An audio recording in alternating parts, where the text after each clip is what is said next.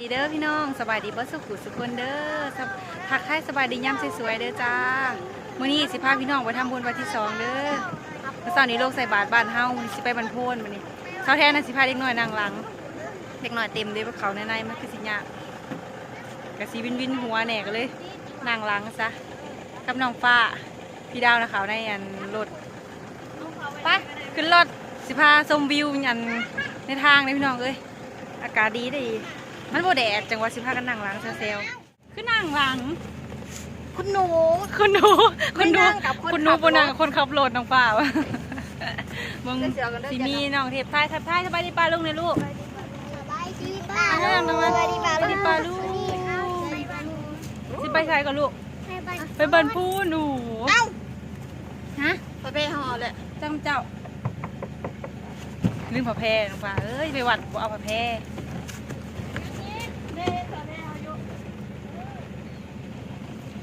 อากาศกะคึมแต่ว่าหักห้อนอยู่เลยพี่น้องคือฝนสิตกขนาดเนาะอากาศเนาะนั่งดีๆเด้อลูกเด้อเด็กๆนั่งดีๆเด้อย่านเด้อย่านตกจับลูกจับหลานเด้อผู้ใดจะได้ย่านตกไปกันเลยเดี๋ยวสิหายชมวิวไปนำทางว่าวิวบ้านเฮาธรรมศาสตร์สิงามสำใดเด้อทุกคนเด้อไปเด้อไปทำบุญไปเอาบุญนำกันเด้อทุกคนเด้อโอ้ my god น้องตะวัน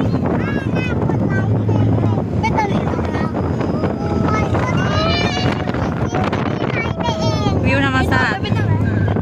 วิวสวยทุกคนอันนี้ฮอดบรรทัดด่านเด้ออันนี้เด้ออันนี้บรรทัดด่านอันนี้บรรทัดด่าน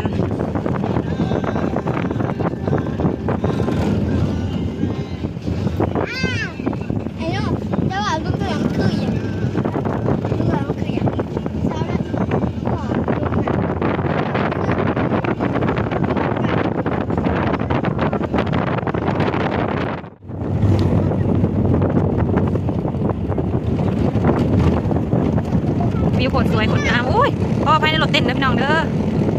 ทางภาษีเป็นยึกยักเนี่ยฮะเป็นยังเป็นยังมันจะสะดุ้งป่ะ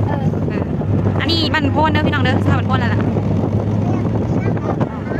ถ้าต้นตาเนี่ยบรรพนจะเป็นงามวิบรรพูมาตั้งน้อยเห็นหมดเลยสิเป็นบรรพนกระเจี๊ยบทางเขาล่ะจับดีเด้อหน้าหน่อยจับดีเด้อ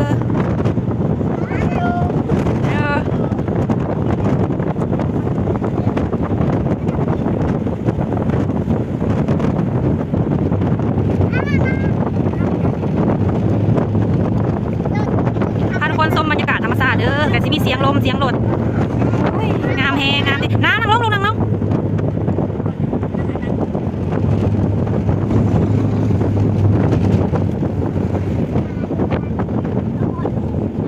สวยดิสมการเจ้าดำเอาเนาะเท่านี้เนาะ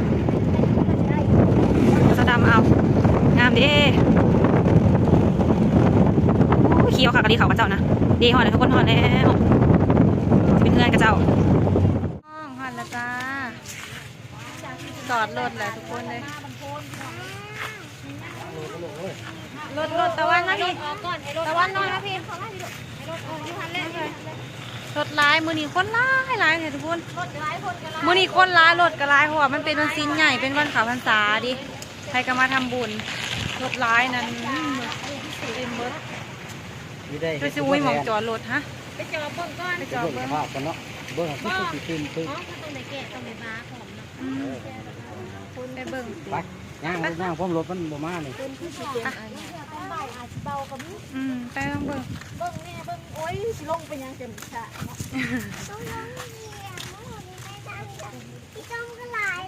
เอาหลงนาวนิดสงสัยแต่ขี้ตุ่ม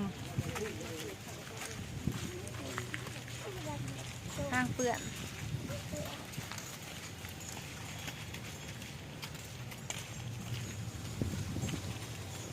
แต่ว่าจะดีใจค้าตัวเองไรรถหลายบ่ให้จับคนบางคนแต่บ่ให้ทึกจับแขนอย่างเองคนละใหญ่เลยปิดก่อนเนี่ยรู้ว่านะตักบะอะไรเนาะไปหน้าต่อคนหลายแหง ต่อคิวซื้อดอกไม้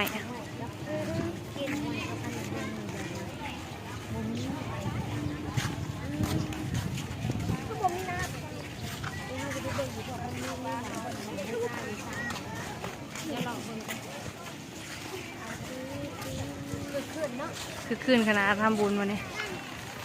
คนหลาย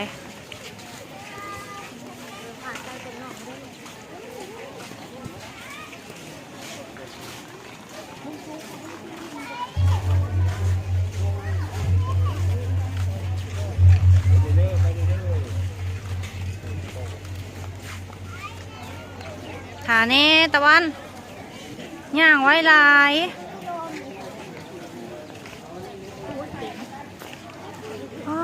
ทุกคนมึงเนี่ยสมันลายแถวบ้านนี่เข้าเราไปหารอซื้อดอกไม้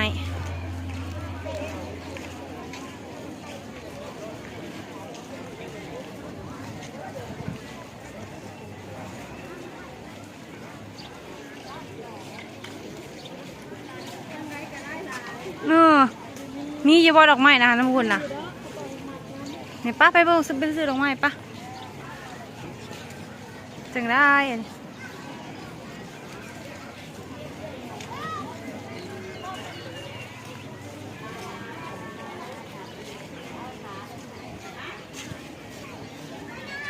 มีวัดพระธาตุปูนเลยทุกคนเด้อใครกันมาไหวคนหลายแหง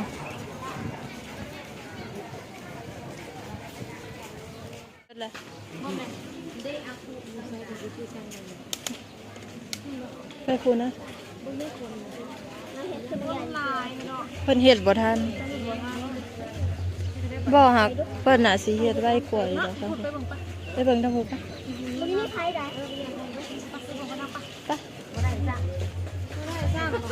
เบิดไปค่ะไปขอแทน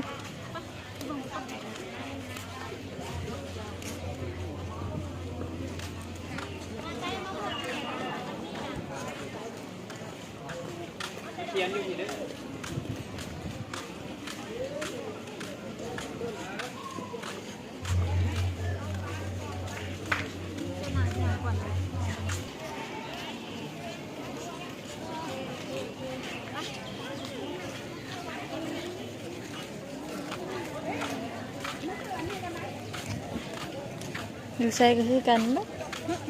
ลายคนลาย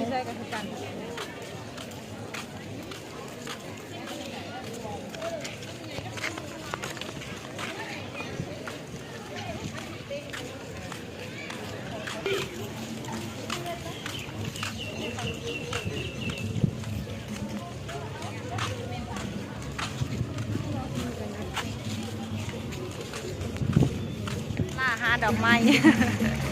บ่งที่3แล้วทุกคนยังบ่ได้อยู่คนหลายเท่าแทนกับน้องฟ้าตามล่าดอกไม้กับอันคันนกเบง โอ้ภารกิจของเราวันนี้ตามล่าหาดอกไม้เขาบริมาตรมาแต่เฮือนนะเนาะคิดเอาอยากมาว่าอยากได้ดอกบัวหนะว่าอยากได้ดอกบัวก็สิบริมาตรมานะคันนักเบงกับเบิร์ดบาทนี่เห็นอะไรต้องรอคิวคนรอคิวเอาดอกไม้เพราะว่าคนมันหลายแหงกระเจ้าเห็ดน้ำบ่อทัน3 หม่อง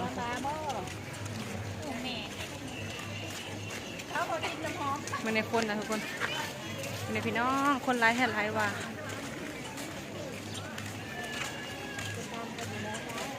คนจะติดตามจะคืออันบุญเหมือนพลเนาะไม่ลายก่อยกว่าจัก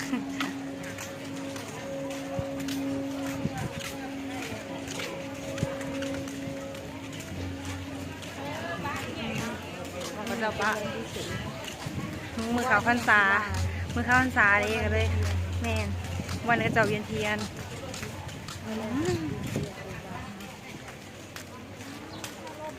อันนี้นี่แหละอันนั้นขนมเป็นกับผมมีเบิร์ดคักเบิร์ดแหน่ตามล่าหาดอกไม้ผู้ดีนะได้แล้วผู้ดีทันเพิ่นทันเข้าหนักว่าทันได้ปะแล้ววันสุดท้ายเขาก็ได้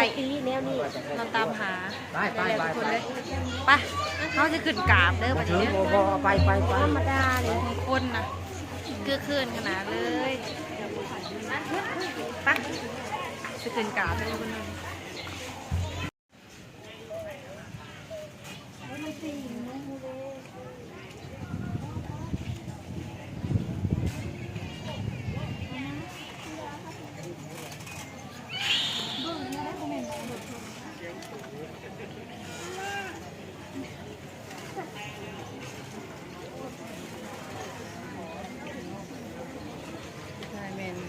แล้วก็ยังมาท้ามาเคยดู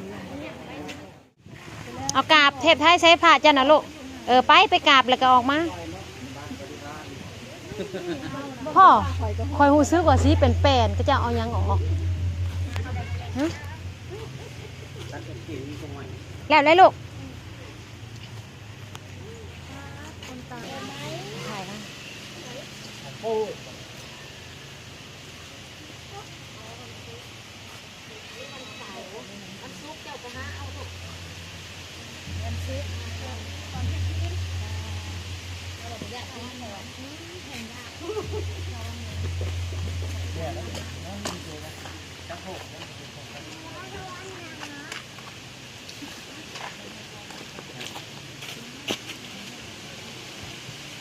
เอามากราบพระวันเกิดทุกคนน้องฟ้ากำลังกราบอยู่เอาน้องตะวันมาอย่าไปวันเอื่อยมาสิลูกนี่มันจันทร์ มันจันทร์ ใหญ่กระหมูมันจันทร์ใหญ่กระหมูโอ้โหสูงเลยใส่กล่องแห้งเป็นแห้งเลยคือกล่อง มันข้างที่อยู่คุณมันผุดอยู่ที่ เป็นก็จะบริแห้งกันเนาะ บอกเขาจะสิเดียวว่าสร้างขึ้นมาก่อน มาไหวกราบพระวันเกิดทุกคนมาเอาบุญนำกันเด้อ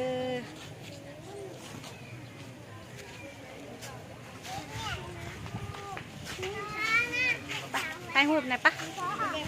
เอาไปเลาะอยู่น้องมันอยู่ข้างๆน้องเข้มๆน้องไปชมวิวจ้าไปเลาะข้างน้อง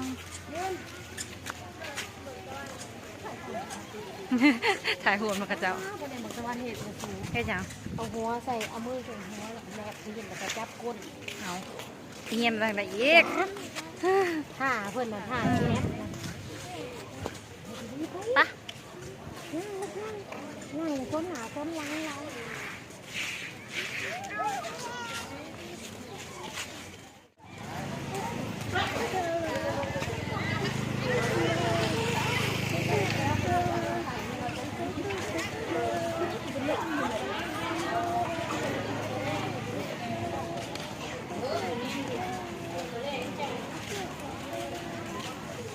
รักษาปากก่อน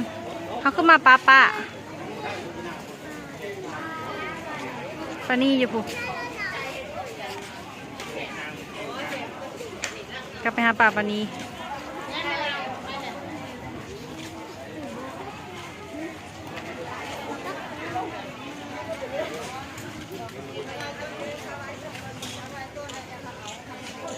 กองสาวเพิ่นกำลังแอบแอบใส่แอบขวาอยู่ทุกคนเลย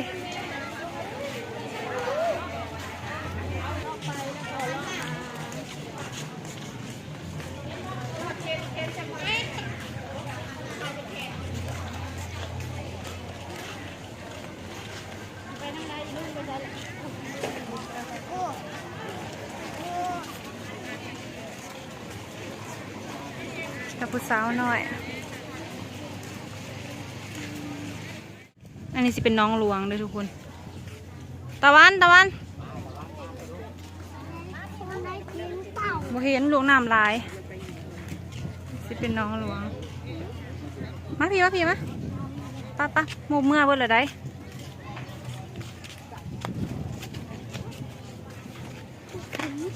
คนอยู่หมองนี้ก็เต็ม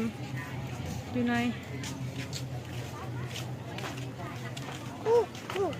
หุ่นเต็ม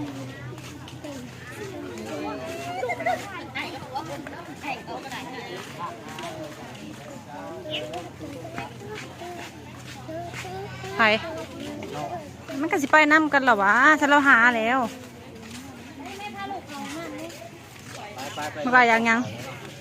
ไปจิบน้ำน้ำกันไปซื้อเอาน้องตะวันอยากน้ำบาดเนี่ยซื้อกินน้ำยังลูกไปเลือกเอาน้ำทรงเด้อไปเลือกเอาฮะบอกินแป๊บซี่นะเอาน้ำทรงนะลูกตะวันมาซื้อน้ำออกมาแล้วพี่น้องกำลังสิพากันกลับอยู่ได้มองกันอาจจะเห็นยังพัฒนาแล้วพญานาคงามทุกคนเลยทางนี้กะขาน้องฟ้ากับพี่ดาวไปซื้อกินฮะ ลูกปลา ลุกมารออยู่ในอันขางรถอยู่ทางนั้นฮะจะข้างเขาก็จะหอดหรือบ่ โอเคได้จ้าพี่น้องสำหรับคลิปนี้ก็สิขอตัวลาไปก่อนเด้อพบกันใหม่คลิปหน้าเลยจ้าฝากกดไลค์กดแชร์กดติดตามเป็นกำลังแรงใจให้เด้อและการที่สำคัญอย่ากดขามโฆษณาเด้อพี่น้องเด้อเพื่อเป็นการซัพพอร์ตเจ้าของช่องเด้อบ๊ายบายนางบ๊ายบายมานั่งปินหลังใส่เธอแล้วคนตาขีบโซไล บ๊ายบายพี่น้อง